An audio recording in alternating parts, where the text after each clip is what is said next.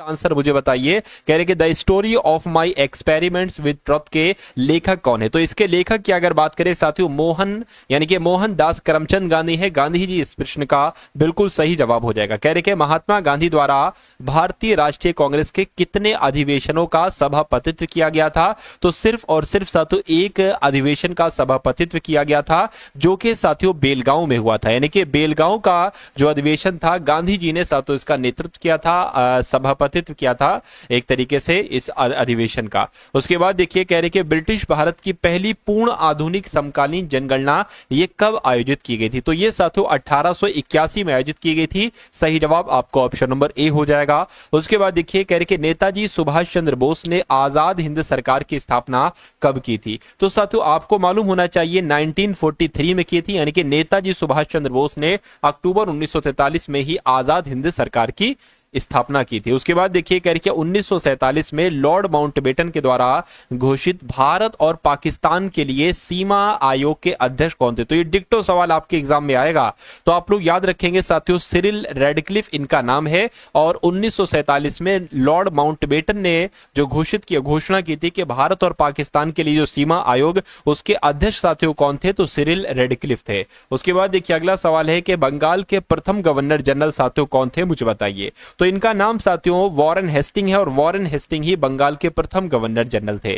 साथियों उसके बाद देखिए, करके भारत का एकमात्र राज्य जहां समान सिविल कोड का प्रावधान है, तो आपको मालूम होना चाहिए गोवा आपके सवाल का बिल्कुल सही हो जवाब हो जाएगा। उसके बाद देखिए, कह रहे कि भारत में किस राज्य ने सबसे पहले पंचायती राज की शुरुआत की थी? साथियों बताइए। तो अगर आपका जवाब साथियों यहां पर राजस्थान है, तो मैं कहूंगा आपका जवाब यहां पर बिल्कुल सही हो जाएगा। उसके बाद देखिए, कहा आपसे जा रहा है कि पंचायतों को संवैधानिक दर्जा किस अनुच्छेद के तहत दिया गया था? तो आपका जवाब कौन से अनुच्छेद के साथ जाएगा? आपका जवाब अनुच्छेद 243 के साथ जाएगा, क्योंकि इसी अनुच्छेद में संवैधानिक पंचायतों को संवैधानिक दर्जा दी जाने की बात कही गई है। कह रहे कि भारत का संविधान का कैसा कौन सा अनुच्छेद है जो कानून के समक्ष समानता प्रदान करता है? तो कानून तो सबके लिए समान है साथियों, ये बात कौन सा अनुच्छेद कहता है? यह बात अनुच्छेद 14 कहता है। इसलिए आंसर आपको ऑप्शन नंबर बी हो जाएगा। नेक्स्ट नंबर का सवाल है आपकी स्क्रीन पर, आपसे पूछा जा रहा है कि भारतीय संविधान का इनमें से कौन सा अनुच्छेद मानव के क्रय विक्रय तथा जबरदस्ती मजदूरी कराने पर प्रतिबंध लगाता है? ये आपको बताना है। तो यहां पर अगर बात करें कौन से अनुच्छेद की बात चल रही है, अनुच्छेद साथियों आप लोग याद रखेंगे 23वां अनुच्छेद यहां पर आपका राइट आंसर हो जाएगा। नेक्स्ट नंबर का सवाल है, कह रहे कि कौन सा अनुच्छेद धन विधेयक के बारे में साथियों बताता है, धन विधेयक को परिभाषित करता है? तो आपको याद रखना है साथियों, जो अनुच्छेद 110 है ना, यह धन विधेयक के बारे में ही बताता है। उसके बाद देखिए, कह रहे कि अनुच्छेद 5 से लेकर 11 ये किस पहलू से संबंधित है? मुझे बताइए।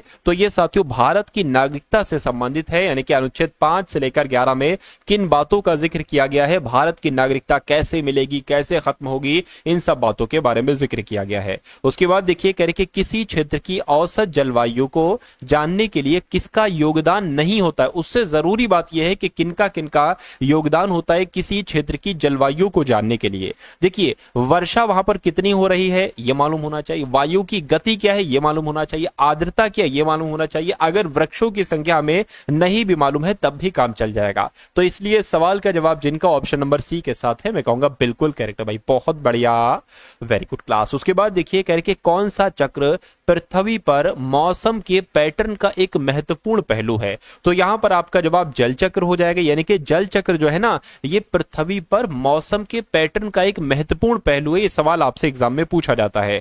उसके बाद देखिए, अगला सवाल आपकी स्क्रीन पर है, उस सवाल का जवाब आप लोग बताने की कोशिश कीजिए। देखिए कि भारत और श्रीलंका को अलग करने वाली जलराशि को क्या कहा जाता है? तो इसको पाक जलराशि कहा जाता है, जिनका आंसर ऑप्शन नंबर सी के साथ है, तो बिल्कुल सही है। कह रहे कि यूरोप का प्रमुख मछुआवाही क्षेत्र डांगर बैंक ये कहां पर स्थित है? तो ये एक मछुआवाही क्षेत्र है जिसका नाम है साथियों डांगर बैंक। तो ये कहां पर स्थित है? ये तो उत्तरी सागर में स्थित है। सही जवाब आपका ऑप्शन नंबर सी हो जाएगा। अगला सवाल देखिए, कह रहे कि काली नदी और तीस्ता नदी के बीच के हिमालय के भाग को क्या कहा जाता है, मुझे बताइए। क्या पंजाब हिमालय इसको कहा जाता है? नहीं। कुमायूं हिमालय नहीं। असम हिमालय नहीं साथियों, इसको नेपाल हिमालय कहा जाता है। ये क्वेश्चन साथियों इंपॉर्टेंट है, आपके एग्जाम में छप जाएगा ये क्वेश्चन इस बार। कह रहे कि किस फसल की खेती के लिए जलाक्रांति की आवश्यकता होती है? तो किसकी बात चल रही है? मैं कहूंगा साथियों चावल की खेती के लिए जलाक्रांति की आवश्यकता होती है। उसके बाद देखिए अगला सवाल कह रहे कि लक्षद्वीप की राजधानी क्या है, मुझे बता दीजिए। तो कवरत्ती है, आइजॉल है, सिलवासा है या पोर्ट ब्लेयर है? तो आपका जवाब यहां पर कवरत्ती के साथ जाएगा, क्योंकि लक्षद्वीप की राजधानी कवरत्ती ही है। आप साथियों यहां पर आपके पूरे के पूरे 20 देखिए साथियों अगला सवाल है करके निम्नलिखित में से कौन से प्रदेश की राजधानी नहीं है, ये आपको बतानी। देखिए कवरत्ती की अगर बात करें तो ये तो साथियों लक्षद्वीप की राजधानी, किसकी राजधानी है? ये साथियों लक्षद्वीप की राजधानी है, ठीक है। अच्छा आइजोल की अगर बात करें तो ये भी राजधानी है, ये साथियों मिजोरम की राजधानी है, ठीक है। पुदुचेरी की अगर बात करें तो ये साथियों पुदुचेरी की ही राजधानी है। क्या ये पुदुचेरी की राजधानी है? और दमन की अगर साथियों यहां पर हम लोग बात करते हैं तो ये दादरा नगर हवेली की राजधानी। क्या? दादरा नगर हवेली की बात है। अच्छा यहां पर अगर बात करें, आपसे यह पूछा गया होगा कि इनमें से कौन से केंद्र शासित प्रदेश की राजधानी नहीं है, तो मैं कहूंगा आइजोल जो है वो केंद्र शासित प्रदेश की राजधानी नहीं। क्यों? क्योंकि ये साथियों राज्य की राजधानी है। तो इस प्रकार आपका जवाब अगर है ऑप्शन नंबर सी के साथ, तो मैं कहूंगा आपका जवाब बिल्कुल करेक्ट है। उसके बाद देखिए अगला सवाल है, कहा आपसे जा रहा है कि निम्नलिखित में से किस क्रांति ने तिलहनों के उत्पादन में वृद्धि उत्पन्न की थी? देखिए कौन सी क्रांति से तिलहन के उत्पादन में साथियों वृद्धि हुई थी? आपको मालूम होना चाहिए पीली क्रांति से। इसलिए जिनका भी आंसर जो लोग भी ऑप्शन नंबर डी के साथ है, मैं कहूंगा बिल्कुल करेक्ट है। उसके बाद देखिए कह रहे कि विशेष कृषि क्षेत्र स्थापित करने वाला पहला भारतीय राज्य कौन सा था? यह भी बहुत मोस्ट इंपॉर्टेंट क्वेश्चन है साथियों। जितने भी मैं आपको जीके जीएस के क्वेश्चंस करवा रहा हूं, आपको बहुत तेजी के साथ इन सभी सवालों को अपने मनोमस्तिष्क में स्टोर करते जाना है, क्योंकि एनटीपीसी के ये फेवरेट क्वेश्चन है और ये आपके एग्जाम में आएंगे ही आएंगे। बिल्कुल साथियों एक तरीके से अगर बात करें पूरा धैर्य होगा, पूरा धैर्य होना चाहिए, पूरा पेशेंस होना चाहिए और तकरीबन 40 से 50 मिनट की आपकी एक क्लास होगी। आपको बहुत शानदार तरीके से इस क्लास को अंजाम देना है। अधूरी क्लास अगर आप छोड़ कर जाते हैं तो मेरा मानना है अधूरा ज्ञान एक तरीके से साथियों बेकार होता है। इससे बढ़िया आप लो ही मत, है ना। तो पूरी ईमानदारी के साथ अगर क्लास लेते हो, प्रश्नों को देखते हो, तैयार करते हो, तो आपका सिलेक्शन निश्चित है, कोई रोक नहीं पाएगा सिलेक्शन आपका। करके विशेष कृषि क्षेत्र स्थापित करने वाला पहला भारतीय राज्य कौन सा था? तो मैं कहूंगा उत्तराखंड था। आंसर आपका ऑप्शन नंबर सी हो जाएगा। उसके बाद देखिए कह के भारत में श्वेत क्रांति के जनक के रूप में किसे जाना जाता है? तो श्वेत क्रांति का जनक किसे कहा जाता है? भारत में वर्गीज कुरियन को कहा जाता है। सही जवाब आपको ऑप्शन नंबर बी हो जाएगा। कह रहे कि समुद्र जल के नीला रंग होने का कारण क्या? देखिए जो समुद्र का जल होता है ना, वो नीले कलर का आपको दिखाई देता है। तो इसका मतलब क्या होता है साथियों, मुझे बताइए। समुद्र जल में अशुद्ध वस्तुओं द्वारा नीले, देखिए अशुद्ध वस्तुओं ये तो गलत हो जाएगा। पानी द्वारा रोशनी का छितराव या पानी द्वारा लाल रंग का अपवर्तन, तो लाल रंग का अपवर्तन भी आंसर नहीं होगा। समुद्र पानी में संपूर्ण आंतरिक परिवर्तन क्या होगा? देखिए आंसर बी या डी में से साथियों क्या हो सकता है, मुझे बताइए। तो अगर ये सवाल आपके एग्जाम में आता है तो पानी द्वारा रोशनी का छितराव ये आपको साथियों बता देना होगा। उसके बाद देखिए कह रहे कि स्वच्छ आकाश का नीला रंग ये किस वजह से होता है, मुझे बताइए। तो इसकी अगर बात करें, ये प्रकाश के बिखरने यानी कि प्रकाश के प्रकीर्ण की वजह से होता है। राइट आंसर आपका ऑप्शन नंबर बी होगा। अगला सवाल कह रहे कि ट्रांसफार्मर की खोज किसने की थी, मुझे बताइए जरा। तो ट्रांसफार्मर की खोज की अगर बात करें साथियों, माइकल फैराडे ने ही ट्रांसफार्मर की खोज की थी, आपको याद रखना चाहिए। आंसर आपका ऑप्शन कह रहे कि एक्सरे का आविष्कार किसके द्वारा किया गया था? तो इनका नाम है विलियम के रोंटगन और इनके द्वारा ही एक्सरे का आविष्कार किया गया था। उसके बाद देखिए कह रहे कि भारत में प्रथम न्यूक्लियर रिएक्टर इनमें से कौन सा है, बताइए जरा। तो अप्सरा की अगर बात करते हैं, ये अप्सरा ये भारत में प्रथम न्यूक्लियर रिएक्टर है। अगला सवाल कह रहे कि अल्फ्रेड नोबेल ने किसका आविष्कार किया था? तो अल्फ्रेड नोबेल ने तो साथियों डायनामाइट का आविष्कार किया था। किसका आविष्कार किया था? डायनामाइट का आविष्कार किया था। उसके बाद देखिए आपसे कहा जा रहा है कि निम्नलिखित में से किसका अधिकतम तापजनक मान होता है? हाइड्रोजन का, काठ कोयले का, प्राकृतिक गैस का या साथियों गैसोलीन का? तो आपका जवाब यहां पर क्या हो जाएगा? हाइड्रोजन हो जाएगा, क्योंकि हाइड्रोजन का ही अधिकतम तापजनक मान होता है। उसके बाद देखिए अगले नंबर का सवाल है आपकी स्क्रीन पर, कह रहे कि हाइड्रोजन और ऑक्सीजन का अनुपात भार कितना होता है, बताइए। ये भी सवाल कई बार आपसे पूछा जा चुका है। तो 1:8 आप लोग याद रखेंगे। अगर जल में हाइड्रोजन 1 है तो ऑक्सीजन 8 के अनुपात में होगी। उसके बाद देखिए कह रहे कि ब्लीचिंग पाउडर का रासायनिक नाम क्या होता है, मुझे बताइए। तो यहां पर अगर बात करें calcium sulphate, calcium oxychloride, calcium bicarbonate या सोडियम क्लोराइड, सोडियम बाइकार्बोनेट या साथियों सोडियम क्लोराइड। तो आपको यहाँ पर याद रखना चाहिए कैल्शियम ऑक्सीक्लोराइड ही ये साथियों ब्लीचिंग पाउडर का रासायनिक नाम है, केमिकल नेम होता है कैल्शियम ऑक्सीक्लोराइड। करके एप्सम का औद्योगिक नाम क्या होता है मुझे बताइए। तो यहां पर अगर बात करें मैग्नीशियम सल्फेट आपका जवाब हो जाएगा। उसके बाद देखिए अगला सवाल करके एक ही समय में दोनों तरफ कौन सा प्राणी देख सकता है, गिरगिट, छिपकली, सांप या कछुआ। तो आपका जवाब यहाँ पर गिरगिट हो जाएगा, ये एक समय में साथियों दोनों तरफ देख लेता है। उसके बाद देखिए कह रहे कि मकड़ी में श्वसन अंग क्या होता है, यानी कि मकड़ी श्वसन कहां से करती है, सांस वगैरह कहां से लेती है, तो बुक लंग से लेती है। राइट आंसर आपको ऑप्शन नंबर बी हो जाएगा।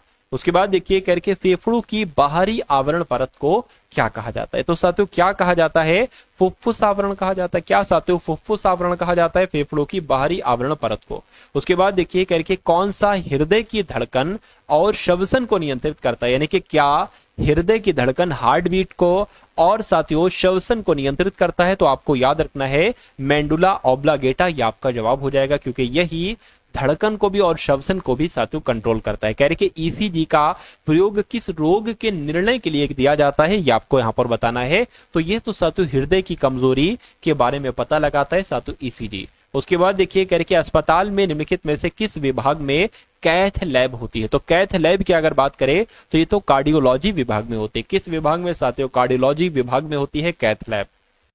उसके बाद देखिए साथियों अब यहां से आपके सामने बहुत ही इंपॉर्टेंट क्वेश्चन शुरू हो चुके हैं, यानी कि रीजनिंग के, जहां से आपको तो पूरा का पूरा स्कोर करना है। यानी कि रीजनिंग के साथियों 30/30 अगर आप सवालों को करना चाहते हैं तो हमारे इन रीजनिंग के कॉन्सेप्ट को जरूर देखकर जाइएगा, क्योंकि लॉर्ड घुमा फिरा के यही सवाल साथियों आपको देखने को मिलेंगे। नंबर सीरीज का ये सवाल है और ऐसे आपके 2 से 3 सवाल साथियों आपको देखने को मिलेंगे। तो देखिए और मुझे बताइए कि आखिर इसमें क्या रहस्य छुपा हुआ है इस सवाल में, कि 53 के बाद 61 कैसे हुआ है, उसके बाद 88 कैसे हुआ है, उसके बाद 152 कैसे हुआ, और उसके बाद साथियों 277 कैसे हुआ है, और उसके बाद यहाँ पर कौन सा नंबर आएगा, ये बात आपको बताने। देखिए मुझे इतना पता है कि भैया अगर यहाँ पर हम कितना बढ़ा देंगे, 53 में साथियों कितना बढ़ा देंगे, अगर 8 बढ़ा देंगे तो 61 आ जाएगा। मुझे इतना पता है कि 61 में हम कितना बढ़ा देंगे साथियों, 61 में साथियों कितना बढ़ा देंगे, मेरा मानना है साथियों अगर हम 27 बढ़ा देंगे तो 88 हो जाएगा। अच्छा 88 में कितना बढ़ा देंगे, देखिए मान लीजिए 12 में से 8 जाएगा, 4 बचेगा, ये 14 हो जाएगा, 14 में से 6 जाएगा साथियों, तो कुल मिला के ये हो जाएगा, है ना। अब 152 में कितना बढ़ा है, 277 आ जाए, 7 में से 2 जाएगा, 5 बचेगा, 7 में से 5 जाएगा तो कितना 2 बचेगा, और 2 में से 1 जाएगा तो 1 बचेगा। तो अब यहां पर कितना बढ़ाना होगा ये बात आपको बताने। देखिए आपको नहीं लग रहा कि ये 2 का क्यूब है, आपको नहीं लग रहा कि ये 3 का क्यूब है, आपको नहीं लग रहा कि ये 4 का क्यूब है, आपको नहीं लग रहा है कि ये 5 का क्यूब है। तो जब 2 का क्यूब, 3 का क्यूब, 4 का क्यूब, 5 का क्यूब आया है तो मैं कहूंगा यहाँ पर तो 6 का क्यूब आ जाएगा। और 6 का क्यूब कितना आता है साथियों, 216 आता है। तो कुल मिला के 277 और 216 कितना हो जाएगा, तो 7 और 6 कितना हो जाएगा, 13 हो जाएगा। और साथियों 8 और 1 9 हो जाएगा, 2 और 2 4 हो जाएगा, यानी कि 493 यहाँ पर आएगा। क्या 493 यहाँ पर है, मैं कहूंगा बिल्कुल है, साफ साफ नजर आ रहा है ऑप्शन नंबर बी में। तो जिनका आंसर ऑप्शन नंबर बी था तो बिल्कुल सही था। अगला सवाल, ऐसा भी साथियों सवाल आपसे एक पूछा जाता है ना। तो कुल मिला के यहाँ पर अगर बात करें तो क्यू है, खाली जगह है, उसके बाद पी है, खाली जगह है, एम खाली जगह ए, उसके बाद खाली जगह टी, फिर उसके बाद क्यू ए और खाली जगह टी एम। आपको देखना है कि इन खाली जगह में कौन से ऑप्शन वाले लेटर्स आएंगे। तो सबसे पहले इनको काउंट कर लीजिए, 1 2 3 4 5 6 7 8 9 10 11 12 13 14 15, यानी कि 15 है। तो या तो साथियों 3-3 का पेयर बनेगा या साथियों 5-5 का पेयर बनेगा। 3 का थोड़ा मुश्किल है, 5-5 का बना लो। 1 2 3 4 5 ये अलग हो गया, ये पेयर अलग। 1 2 3 4 5 ये अलग पेयर हो गया, और 1 2 3 4 5 ये अलग हो गया।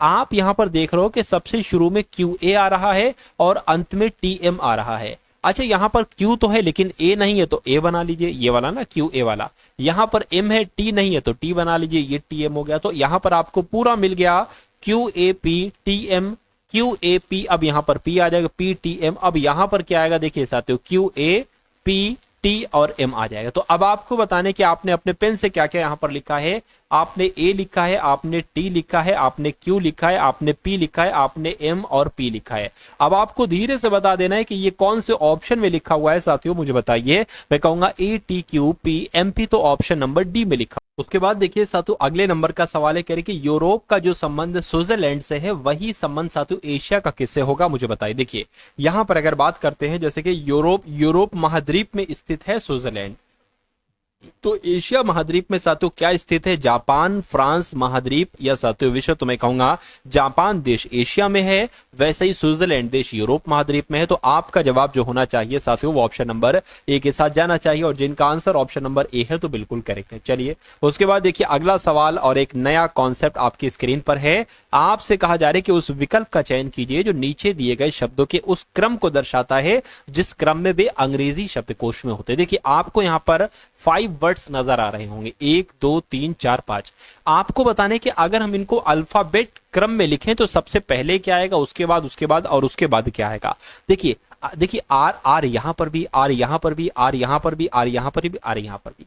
अब आपको वो पहले सबसे लिखना होगा जो सबसे पहले लेटर आता है। देखिए यू पहले आता है या ओ 15 पर आता है, यू 21 पर आता है, तो ये पहले आता है। ये थोड़ी यू भी बाद में आता है, ओ पहले आएगा। अच्छा यहां पर ओ है, यहां पर ओ है, तो मैं कहूंगा ये पहले आएगा ओ यू, या ये वाला पहले आएगा। यहां पर भी टी है, यहां पर भी टी है, यहां पर ई है, यहां पर आई है, तो मैं कहूंगा आई तो 9 पर आता है, ई 5 पर आता है, तो सबसे पहले ये 2 आ जाएगा, उसके बाद फिर ये 4 आ जाएगा, है ना।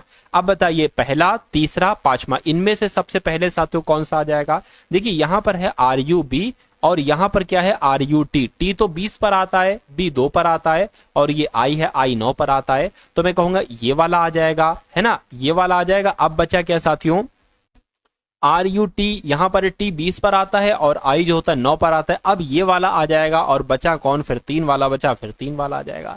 इस टाइप का जब भी सवाल आए तो आपको इसी मेथड से करना होगा, इसी मेथड से लगाकर आप आंसर को बड़े ही आराम से निकाल सकते हो। तो 2 4 1 5 3 कहां पर लिखा हुआ है, ऐसा तो ऑप्शन नंबर ए में लिखा हुआ है, तो जिनका आंसर ऑप्शन नंबर ए है मैं कहूंगा बिल्कुल करेक्ट है। कथन निष्कर्ष वाला सवाल एनटीपीसी एग्जाम के लिए सबसे इंपॉर्टेंट है, ये समझ लीजिए। ये सवाल आपके एग्जाम में साथियों पूछा ही पूछा जाता है, तो बहुत ध्यानपूर्वक साथियों इस सवाल को आप लोग देखेंगे। कहा जा रहा है कि कुछ बेल्ट पिन है, जैसा जैसा कहा जा रहा है वैसा वैसा साथियों हम करते जा रहे हैं। मान लीजिए साथियों ये आपकी क्या हो गई, ये आपकी साथियों बेल्ट हो गई। कह रहे कि कुछ बेल्ट, मान लेते इतनी बेल्ट क्या हो गई साथियों, पेन हो गई, इतनी बेल्ट क्या हो गई, पेन हो गई। उसके बाद कहने कि कुछ स्टेंसिल बोल्ट हैं, कुछ स्टेंसिल्स क्या है साथियों, कुछ स्टेंसिल्स बोल्ट हैं, चलिए कोई दिक्कत नहीं। अच्छा बोल्ट यहां पर लिखा था बोल्ट, चलिए कोई दिक्कत नहीं, बोल्ट हो गया। कुछ बोल्ट पेन है, कुछ बोल्ट पेन हो गए। कह रहे कि कुछ स्टेंसिल्स बोल्ट हैं, मान लेते हैं साथियों इतने स्टेंसिल्स क्या हो जाएंगे, इतने स्टेंसिल्स क्या हो जाएंगे, बोल्ट हो जाएंगे, इतने वाले। उसके बाद कह रहे हैं सभी स्क्रू क्या है साथियों, अच्छा ये लिखा हुआ है सभी स्क्रू बोल्ट हैं, तो सभी स्क्रू बोल्ट हैं, यानी कि स्क्रू साथियों फिर यहां पर आ जाएंगे, सभी स्क्रू बोल्ट हैं। अब निष्कर्ष को पढ़िए और मुझे बताइए कौन सा निष्कर्ष सही है कौन सा गलत है। कह रहे कि कुछ स्क्रू स्टेंसिल नहीं है, मैं तो ये कहूंगा कि कोई भी स्क्रू स्टेंसिल्स नहीं है ना। और कह रहे कि कोई स्क्रू स्टेंसिल्स नहीं है। लेकिन यहां पर कथन में ऐसी हमें कोई बात नहीं बताई गई कि कोई स्क्रू पे स्टेंसिल्स है या नहीं है, क्योंकि इनके संबंध में कथन में कोई जानकारी नहीं दी गई है। जब ऐसा होता है कि एक निष्कर्ष ऐसा दे दिया जाता है कि उसके बारे में हमें अता पता कुछ नहीं होता है, तो उसको हम कट कर देते हैं चुपके से। कह रहे कि कुछ पेन स्टेंसिल्स हैं, भैया पेन यहां पर है, स्टेंसिल्स यहां पर है, क्या संबंध है, कोई संबंध, तो ये भी आपका गलत हो जाएगा। तो मैं कहूंगा ऐसा कहां पर साथियों लिखा हुआ है, ना तो निष्कर्ष 1 और ना ही निष्कर्ष 2 अनुसरण करता है, ऐसा ऑप्शन नंबर सी में लिखा हुआ है। उसके बाद देखिए अगला सवाल है, इस कॉन्सेप्ट पर आधारित भी एक सवाल पूछा जाता है, पूछा जाएगा कि उस विकल्प का चयन कीजिए जिसमें दी गई संख्याओं के बीच वही संबंध है जो नीचे दिए गए समुच्चय की संख्याओं में, यानी कि जो यहां पर लॉजिक लगा है, जो रूल यहां पर लगा है, वही लॉजिक और वही रूल इन 4 ऑप्शन में से किस ऑप्शन में लगेगा, ऐसा डायरेक्ट आपसे सवाल पूछा जाएगा और आप परेशान हो जाओगे, घबरा जाओगे आप। तो सबसे पहले आपको देखना है कि आखिर इसमें कौन सा लॉजिक लगा है, कैसे ये साथियों बना है, 36 से 74, 74 से 55 साथियों कैसे बना है। देखिए अगर यहां पर हम बात करें इन दो को अगर हम जोड़ दें, जैसे कि अगर हम कर दें 36 प्लस 74 कर दें, तो ये कितना बन जाएगा, 4 और 6 10 हो गया, और ये कितना हो जाएगा 110 हो जाएगा। अच्छा 110 का ही तो आधा है ये 55, 110 का आधा है 55, तो यही साथियों मेरे ख्याल से लॉजिक लगेगा। इनको प्लस कर दीजिए तो ये कितना हो जाएगा 185 हो जाएगा, लेकिन 185 का आधा नहीं होता है 85, तो ये आंसर नहीं हो सकता। इनको जोड़ दीजिए 40 और 52 कितना हो जाएगा साथियों 92 हो जाएगा, है ना। 90 क्या 92 का आधा होता है? देखिए जरा, 2 चौक 8 हो जाएंगे, 2 छंग 12। बिल्कुल साथियों, मैं कहूंगा जो लॉजिक यहां पर लगा है वही लॉजिक यहां पर लगा है। तो आपका राइट आंसर अगर है ऑप्शन नंबर बी के साथ तो बिल्कुल करेक्ट हो जाएगा। उसके बाद देखिए अगला सवाल है आपकी स्क्रीन पर। आपसे कहा जा रहा है कि एक कक्षा में कुल कितने विद्यार्थी हैं? साथियों कुल 60 छात्र हैं। यहाँ पर कहा गया एक क्लास में 60 छात्र हैं। कह रहे कि छात्र बी जो है ना, इसका रैंक योग्यता क्रम में नीचे से 41वां है और ऊपर से छात्र का रैंक क्या होगा, ये आपसे पूछा जा रहा है। देखिए अगर मान लीजिए कुल मिला के साथियों कितने छात्र हैं, मैं कहूंगा 60 छात्र हैं।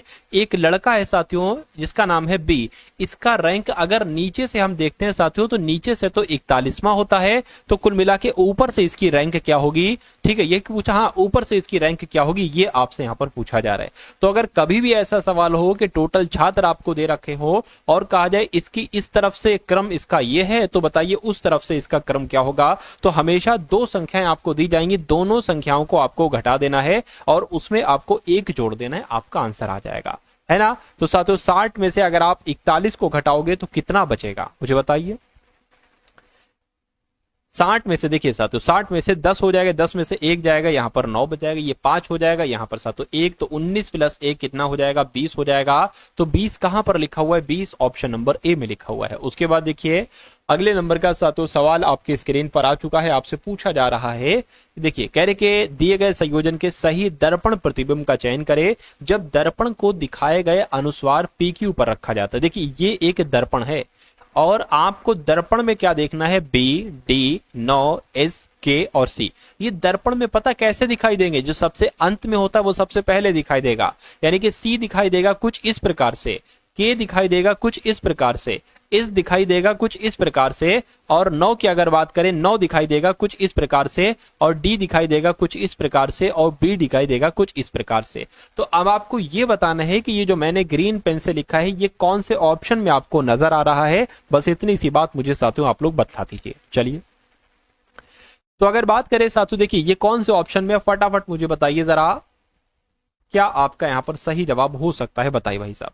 चलिए तो क्या ऑप्शन नंबर बी में नजर आ रहा है? बिल्कुल साथियों बी में ही ये तो नजर आ रहा है, इसलिए आंसर आपका जाएगा ऑप्शन नंबर बी के साथ। उसके बाद देखिए अगला सवाल है, यहां पर कुछ दिक्कत है लेकिन मैं दिक्कत सही करने की कोशिश करता हूं अगर मुझसे हो जाता है। देखिए कि यहां पर एक खाली जगह है, यहां पर एक खाली जगह है, उसके बाद STKM है, बिल्कुल है, यहां पर एक खाली जगह होगी, RST है, यहां पर एक तो होगी, उसके बाद साथ फिर एक यहां पर होगी, उसके बाद फिर एक यहां पर होगी। तो कुल मिला के ये जो ग्रीन पेन से मैंने लिखा है आपको बताने कि इसमें कौन कौन से लेटर आ सकते हैं। तो सबसे पहला काम आपको करना है कि इन सब को काउंट कर लो, 1 2 3 4 5 6 7 8 9 10 11 12 13 14 15 16 17 18 19 20 21 22 23 24, यानी कि यहां पर साथियों कितने हैं? तो मैं कहूंगा यहां पर तो पूरे के पूरे साथियों 24 हैं। तो यहां पर क्या देखिए 8 8 का पेयर भी बन सकता है और 6 6, क्योंकि 8 3 24, 6 चौक 24 होता है ना। तो कुल मिला के साथियों सबसे पहले यहां पर अगर बात करें तो ये चीज आपको कुल मिला के यहां पर साथियों बताना है कैसे यहां पर क्या हो सकता है, बताइए। तो 6 6 का बना लेते हैं साथियों, ज्यादा मुझे लग रहा है कि 6 6 का हो सकता है। देखिए कह रहे कि 1 2 3 4 5 6 ये अलग हो गया, 1 2 3 4 5 6 ये अलग हो गया, 1 2 3 4 5 6 ये अलग हो गया, और 1 2 3 4 5 6 अलग हो गया। आप यहां पर देखोगे अंत में RST आ रहा है, तो यहां पर R है, S है, लेकिन T नहीं है, तो T मैंने बना दिया। अच्छा शुरू में KM आ रहा है, तो यहां पर तो M तो है लेकिन K नहीं है, तो K मैंने बना दिया। आप देखोगे साथियों क्या, आप देखोगे क्या, आप यहां पर अगर बात करें बीच में T है तो यहां पर T नहीं है, तो T बना दो। अब आपको पूरा मिल गया, KMTRST, KMTRST और KMTRST और KM, है ना, KMTRST। तो अब आप देख लीजिए कि आपने अपने पेन से कौन कौन से आपको लिखना है। MR लिखना है, आपने MR लिख दिया। आपको TK लिखना है, TK आपने लिख दिया। आपको डबल T लिखना है। तो अब आपको अगला काम करना है कि ये कौन से ऑप्शन में आपको साथियों नजर आ रहा है, मुझे एक बार बताइए। MR TK डबल T ऐसा ऑप्शन नंबर बी में आपको नजर आ रहा है, यानी कि आपका जवाब जो जाएगा वो ऑप्शन नंबर बी हो जाएगा। उसके बाद देखिए अगला सवाल आपकी स्क्रीन पर है, आपसे कहा जा रहा है कि जैसे आपने FAMILE को QXBJSD बनाया है, उसी प्रकार आपको यह बताना है कि आपको फिल्मी कैसे बना सकते हो, मुझे बताइए फटाफट साथियों, आंसर आप लोग यहां पर बताइए। देखिए ये तो 6 पर होता है और ये तो भैया 17 पर होता है, ए 1 पर होता है, एक्स आपका 24 पर होता है। तो कुल मिला के ये लॉजिक मुझे नजर नहीं लग नहीं रहा है। अच्छा अगर साथियों यहाँ पर हम एक काम ये करते हैं, जैसे कि मान लीजिए ठीक है ना, क्योंकि जो यहाँ पर लेटर्स हैं वही लेटर्स यहाँ पर मुझे नजर आ रहे हैं, तो मैं ये लॉजिक लगा रहा हूँ, वरना मैं ये लॉजिक नहीं लगाता, है ना। देखिए जैसे कि इफ का यहाँ पर कोड अगर मान लेते क्यू है, तो अगर हम यहाँ पर इफ का कोड क्यू रख रहे हैं और वो हमें आंसर में भी मिल रहा है, तो हमें और दिमाग हमारा चला। यहाँ पर आई है और आई का भी कोड हमें मिल जाएगा जे, और यहाँ पर साथियों ऑप्शन में भी जे आपको नजर आ रहा है यहाँ पर। उसी प्रकार साथियों एल है, एल का कोड यहाँ पर क्या है, एल का कोड यहाँ पर एस हो जाएगा, और एम वाई का कोड क्या हो जाएगा, एम का कोड क्या हो जाएगा, एम का कोड बी हो जाएगा, और साथियों वाई का कोड क्या हो जाएगा, डी हो जाएगा। तो बिल्कुल साथियों सेम टू सेम तो है ये Q J S B D. तो इस प्रकार जिनका आंसर ऑप्शन नंबर डी है तो बिल्कुल करेक्ट है। उसके बाद देखिए अगला सवाल आपकी स्क्रीन पर है और आपसे पूछा जा रहा है कि A U B O C I D E के बाद कौन से दो लेटर आएंगे। देखिए ए बी सी डी, तो जाहिर सी बात है यहाँ पर ई आ जाएगा, है ना। उसके बाद यू ओ आई ई, तो यहाँ पर पता साथियों क्या आएगा, ए आएगा। क्यों आएगा, क्योंकि ये सारे वॉवेल्स हैं, ए भी वॉवेल है, ए ई आई ओ यू, भूल गए बचपन की कहानी। तो कुल मिला के ई ए आपका जो होगा वो बिल्कुल सही जवाब हो जाएगा, और जिनका भी आंसर ऑप्शन नंबर बी है तो बिल्कुल सही है।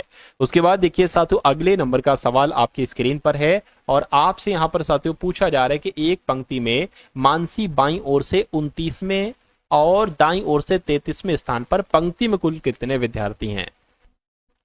एक पंक्ति में मानसी बाईं ओर से 29वें स्थान है, तो मान लेते साथियों एक पंक्ति में मानसी जो है बाईं ओर से साथियों 29वें स्थान पर है, और दाईं ओर से साथियों यही मानसी क्या 33वें स्थान पर है। तो पंक्ति में कुल कितने विद्यार्थी हैं, तो इन सबको जोड़ दो दोनों को। और देखिए आपने मानसी को 2 बार काउंट किया है, एक बार इधर से भी कर लिया और एक बार इधर से भी कर लिया। होना क्या चाहिए था, होना एक बार काउंट होना चाहिए था। तो जब 2 बार काउंट किया है तो मानसी को इसमें 2 बार काउंट किया है, एक इसमें से घटा देना बाद में, 9 9 18 हो जाएगा और ये 6 हो जाएगा, एक इसमें से घटाना आपको पड़ेगा, यानी कि 67 यहाँ पर आ जाएगा। क्या आ जाएगा साथियों, 67 यहाँ पर आ जाएगा, है ना। अच्छा 29 33, मैंने यहाँ पर 39 लिख दिया, तो यहाँ पर 33 आ जाएगा भाई साहब। 9 और 3 कितना हो जाएगा, 12 हो जाएगा, और ये 6 इसमें से एक घटाना पड़ेगा, यानी कि 61 आ जाएगा। तो पंक्ति में कुल कितने विद्यार्थी होंगे, 61 स्टूडेंट्स होंगे। राइट आंसर जिनका ऑप्शन नंबर ए है तो बिल्कुल करेक्ट है। उसके बाद देखिए साथियों अगले नंबर का सवाल आपकी स्क्रीन पर है, कह रहे कि विद्यार्थी, खिलाड़ी और क्रिकेट के खिलाड़ी, इसके लिए कौन सा आरेख सबसे अच्छा आपको लग रहा है, मुझे बताइए। देखिए जो मान लेते साथियों ये क्या है, ये खिलाड़ी है, और खिलाड़ी के अंदर ही तो क्रिकेट के खिलाड़ी आएंगे, कहिए बिल्कुल आएंगे। अब अगर बात करें मान लीजिए एक ऐसे हम बना लेते और ये हो जाएंगे आपके विद्यार्थी, क्योंकि कुछ विद्यार्थी हो सकता हो क्रिकेट के खिलाड़ी हो, कुछ विद्यार्थी हो सकता हो खिलाड़ी हो, है ना। तो कुल मिला के ऐसा आरेख आपको कहां पर देखने को मिल रहा है, ऐसा तो ऑप्शन नंबर डी में आपको मिल रहा है। तो इसलिए डी आपका यहां पर बिल्कुल सही और बिल्कुल सटीक जवाब हो जाएगा। उसके बाद देखिए अगला सवाल आपकी स्क्रीन पर है, तो अब आपके सामने साथियों मैथ्स के क्वेश्चन स्टार्ट हो चुके हैं। तो जिनको भी साथियों मैथ्स में 30/30 करना है उन सभी का स्वागत है साथियों मैथ्स के सेक्शन में। तो मैथ्स के क्वेश्चन शुरू हो चुके हैं। एक पहला तो आसान सा सवाल देखेंगे, उसके बाद दूसरा बढ़िया लेवल का सवाल हमने लिया है यहाँ पर। चलिए तो कहा क्या जा रहा है, कह रहे कि 13 गुणा 12 प्लस 12 गुणा 11, है ना, माइनस 14 गुणा 15 माइनस 9 गुणा 13 प्लस 19 गुणा 15, इसका मान आपको बताना है। देखिए अगर हम लोग साथियों 12 गुणा, है ना, 13 गुणा 12 करेंगे तो कितना हो जाएगा मुझे बताइए, है ना, कितना हो जाएगा साथियों जरा देखिए। तो 13 दुना आपका 26 हो जाएगा, 13 एकम 13 यानी कि 6 5 1, तो यहाँ पर इसकी जगह पर 156 आ जाएगा। अब 12 गुणा 11 कितना हो जाएगा साथियों, 12 गुणा 11 कितना हो जाएगा साथियों आपका 2 3 1 132 हो जाएगा, यानी कि प्लस आपका 132 लिख दीजिए, माइनस हो गया आपका 14 गुणा 15 कितना हो जाएगा, 14 गुणा 15 की अगर बात करें तो 14 गुणा 15 14 पंजे 70 हो जाएगा, 14 एकम 14 हो जाएगा, 0 11 210 हो जाएगा साथियों, 210 ये आपका हो गया। उसके बाद क्या कर रहा था, 14 15 कर रहा था, अब 13 गुणा 9 कर लो, है ना, कितना कर लो साथियों, 13 गुणा 9 कर लो। तो अगर बात करें 13 नीम 117 हो जाएगा, तो 117 यहाँ पर आ जाएगा, और 19 गुणा 15 कर लो, 19 गुणा 15 अगर बात करें तो साथियों कितना हो जाएगा, 9 पंजे 45 हो जाएगा, है ना, और यहाँ पर 9 आ जाएगा और साथियों 19 से कम 19 यानी कि 5 9 9 18 हो गया और आपका 285 यहाँ पर आ जाएगा प्लस 285।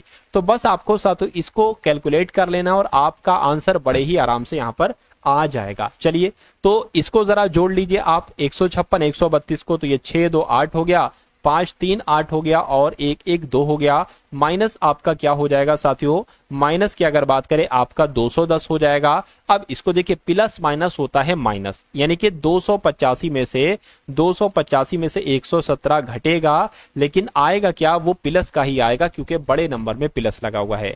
तो 15 में से 5 में से 7 जा नहीं सकता, 15 ले हो जाएगा, 15 में से 7 जाएगा तो 8 बचेगा, ये 7 हो गया, 7 में से 1 जाएगा तो 6 बचेगा, 2 में से 1 जाएगा 1 बचेगा, तो यहां पर साथियों क्या आपका 168 आ जाएगा। अब आपको 288 में से 210 घटाना है तो 8 में से 0 जाएगा, 8 में से 1 जाएगा 7 बचेगा।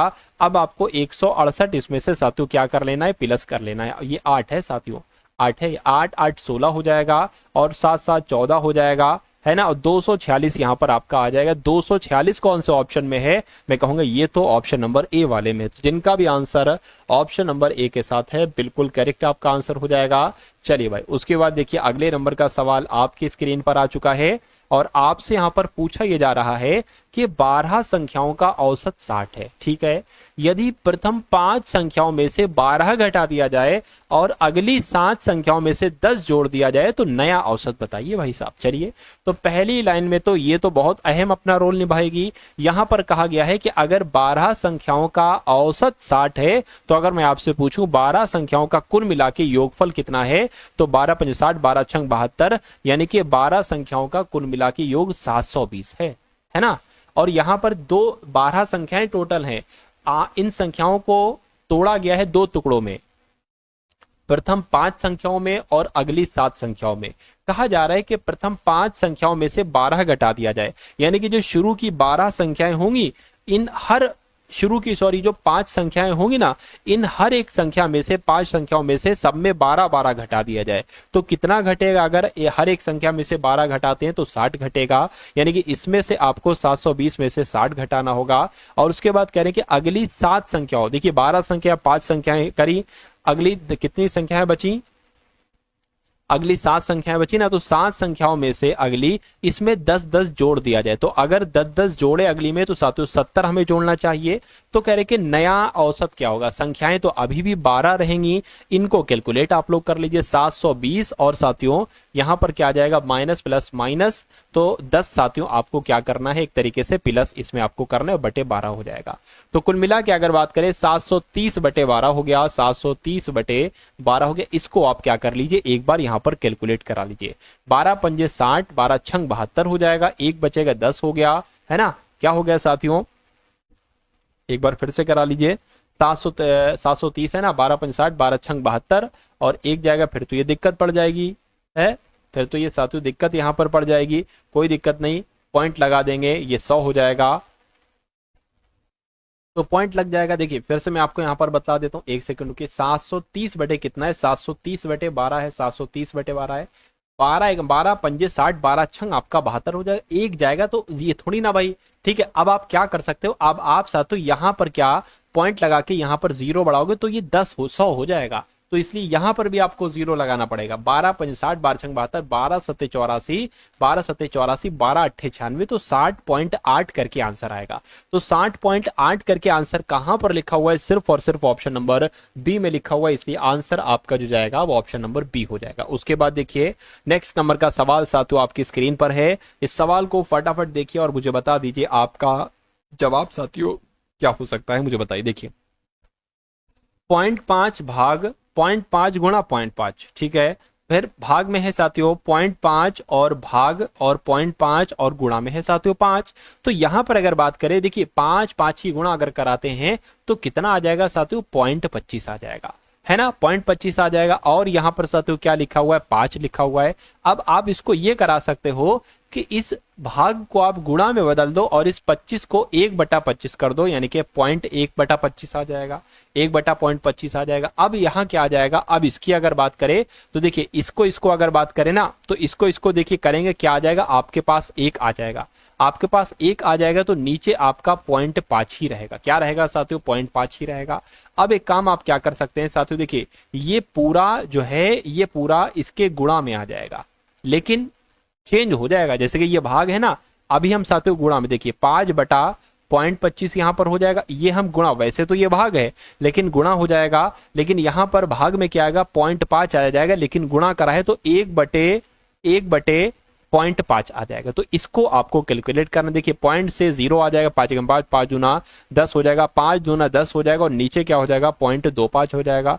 पॉइंट हटाते हैं तो 2 0 बढ़ जाएंगे, 25 से कम 25, 25 चौक आपका 100 हो जाएगा, यानी कि कुल मिला के 40 यहाँ पर क्या आ रहा है, 40 नहीं, 40 तो कहीं ऑप्शन में नहीं है। 1 सेकंड रुक जाइए, हो सकता हो कुछ दिक्कत मुझसे हो गई हो। देखिए यहां पर अगर बात करें क्या था, मैं तो भूल भी गया, पॉइंट हटाया, 0 बढ़ाया, 5 कमाए, 5 दूना 10, 2 से क्या साथ यहाँ पर आपका 10 हो जाएगा, 10/0.25 हो जाएगा। ये पॉइंट हटाएंगे, 2 0 यहाँ पर बढ़ा लेंगे, है ना, 25 से कम 25, 25 चौक आपका, तो कुल मिला के ऐसे करके यहाँ पर आ रहा है। तो यहाँ पर साथियों 40 आ रहा है, तो हो सकता हो 40 वगैरह ही आए यहाँ पर, जैसे कि टाइपिस्ट 40 ना कर पाए हो, वरना एक बार आप और चेक कर लेना, अगर हो सकता हो मुझसे भी मिस्टेक यहाँ पर कुछ ना कुछ हो सकती हो, है ना। खैर अगले नंबर का सवाल है, कह रहे कि पी का पी प्रतिशत 225 है, तो पी इस का मतलब गुणा है भाई साहब। देखिए पी का तो गुणा आ गया, पी इसका प्रतिशत, पी का पी प्रतिशत जो है ना, पी का पी प्रतिशत, देखिए पी प्रतिशत का मतलब क्या होता है, ये पी प्रतिशत, और इस पी प्रतिशत को ओपन करेंगे तो ऐसे निकलेगा आके, तो बटे में इसलिए 100 आ जाएगा। कितना है तो ये 225 है, तो कहेंगे P2 नहीं बल्कि यहाँ पर पी स्क्वायर होगा शायद, है ना। तो देखिए P गुणा P क्या हो जाएगा, पी स्क्वायर हो जाएगा, और बराबर क्या हो जाएगा 100 की गुणा 225 में हो जाएगी, तो ये आपका कितना आ जाएगा 22,500 आ जाएगा, 22,500 आ जाएगा। तो आपसे सवाल में पूछा गया था कि पी स्क्वायर का मान क्या, भैया पी स्क्वायर का मान मैंने निकाल दिया, 22,500 हो गया है, तो 22,500 आपके सवाल का बिल्कुल सही जवाब हो जाएगा। उसके बाद देखिए अगले नंबर का सवाल आपकी स्क्रीन पर है, आपसे कहा जा रहा है कि 28% की छूट के बाद एक वस्तु 1,008 रुपए में बेची जाती है, तो अंकित मूल्य मुझे बताइए कितना होगा। देखिए अगर कोई वस्तु 28% की छूट पर दी जा रही है ना, तो वो साथियों क्या, वो साथियों वो एक मेरे ख्याल से 72% में साथियों वो वस्तु बेची जाएगी। अंकित मूल्य कितना है, अंकित मूल्य मान लेते हैं साथियों, ये अंकित मूल्य हो गया। अंकित मूल्य का एक तरीके से अगर अंकित मूल्य पर 28% की छूट दी जाती है, यानी कि अंकित मूल्य का 72% कितना हो जाएगा साथियों, ये दिया रखा है 1,008 हो जाएगा, 1,008 हो गया। तो इसको आप कैलकुलेट करा लीजिए और अंकित मूल्य साथियों हम निकाल देंगे, 100 की गुणा इससे हो जाएगी, तो यहां पर साथियों ये हो जाएगा, और 72 क्या 72 इसके बटे में आ जाएगा। अब आप इसको कैलकुलेट करा लीजिए, 12 से कट करने देखिए क्या, 12 × 60 12 × 72, 12 से 84, 12 8 96 आ जाएगा, 12 8 96 आ गया, और 4 जाएगा 48 हो जाएगा, 12 चौक आपका 48 हो जाएगा, डबल 0 लग जाएगा, 12 × 60 12 × 72, 6 से कट करे तो 6 कम 6, 6 चौक 24, यानी कि 1400 आपका अंकित मूल्य आ गया। 1400 अंकित मूल्य कौन से ऑप्शन में है, तो मैं कहूंगा ऑप्शन नंबर बी वाले में है ना।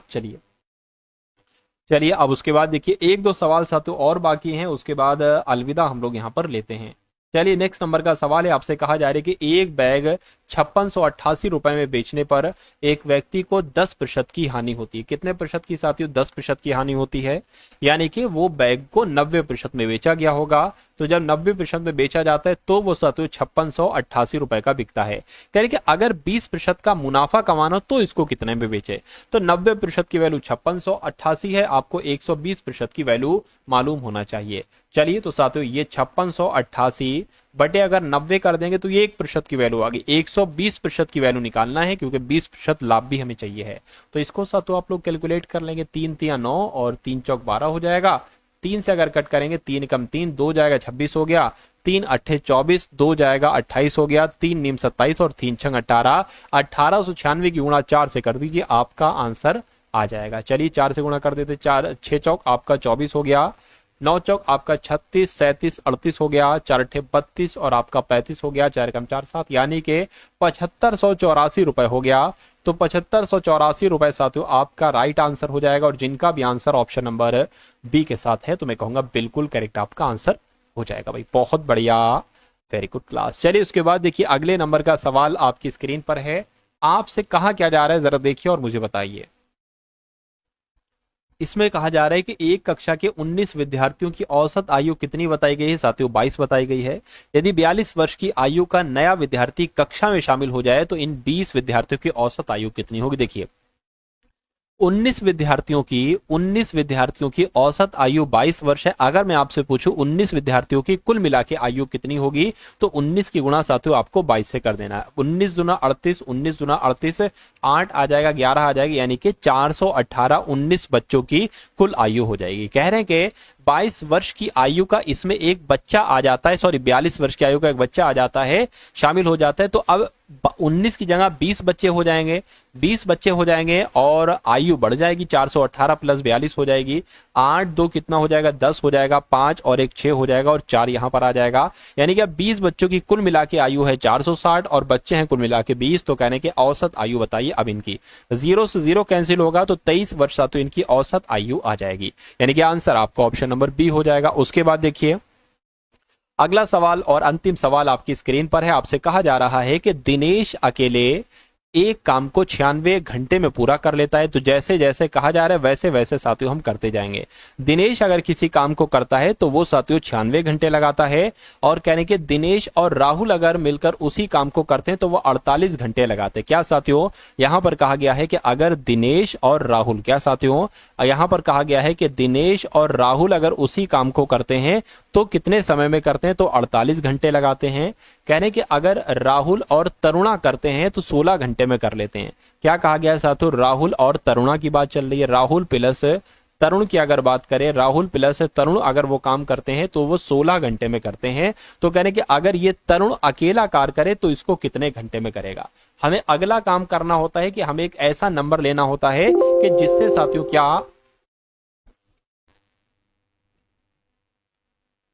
हम एक ऐसा अगला नंबर लेता होता है जिससे होता क्या साथियों, जिससे आपका यहां पर एक तरीके से क्या आ जाए, आपका एक तरीके से साथियों वो नंबर प्राप्त हो जाए जिससे 96 कट जाए, 48 कट जाए और 16 कट जाए। तो वो नंबर साथियों क्या 46 ले लें, 96 ले लें, क्योंकि 96 से साथियों 16 भी कट जाएगा, 48 भी 96 भी, तो 96 एकम 96 हो जाएगा, 48 दूना 96 हो जाएगा और 16 छंग साथियों 16 पंजासी 16 छंग 96 हो जाएंगे। कहने का मतलब यह है कि राहुल 1 घंटे में एक काम करता है, सॉरी दिनेश 1 घंटे में एक काम करता है। और उसी प्रकार अगर बात करते हैं साथियों यहां पर दिनेश और राहुल अगर कार्य करते हैं तो ये 1 घंटे में 2 काम कर पाते हैं, और राहुल अगर तरुण काम करते हैं तो ये 1 घंटे में 6 काम कर लेते हैं। देखिए दिनेश अगर 1 घंटे में 1 काम कर रहा है और दिनेश और राहुल दोनों मिलकर 2 काम कर रहे हैं, तो मैं कहूंगा राहुल भी 1 दिन में 1 घंटे में 1 काम करेगा। अब राहुल और तरुण मिलकर 6 काम कर रहे हैं और यहां पर कहा गया है कि राहुल 1 घंटे में 1 काम कर रहा है, तो जाहिर सी बात है तरुण 1 घंटे में 5 काम करेगा, क्योंकि दोनों मिलकर 6 काम कर रहे हैं। तो अच्छा ये नंबर ये जो मैंने लिया है ये क्या होता है साथियों, ये आपका टोटल काम होता है। टोटल काम ये होता है 96। तो अगर टोटल काम 96 है, तरुण 1 घंटे में 5 काम कर रहा है, तो ये टोटल काम तरुण कितने घंटे में कर पाएगा, यही तो आपसे पूछा जा रहा है साथियों। तो 96 की गुणा साथियों आपको 5 से कर देना, यानी कि टोटल काम 96 है और 1 घंटे में काम हो रहा है 5, तो कितने घंटे लगेंगे, 5 एकम 5, 4 जाएगा 46 हो जाएगा, 5 3 45 हो जाएगा, है ना। तो कितना बचेगा, 1 बचेगा, पॉइंट लगे 0 बड़े 5 दूना 10 हो जाएगा। तो 19 दिन लगेंगे लगभग, सॉरी 19 घंटे लगेंगे, यानी कि 19.2 घंटे का समय लगेगा। आंसर आपका जाएगा ऑप्शन नंबर बी के साथ भाई।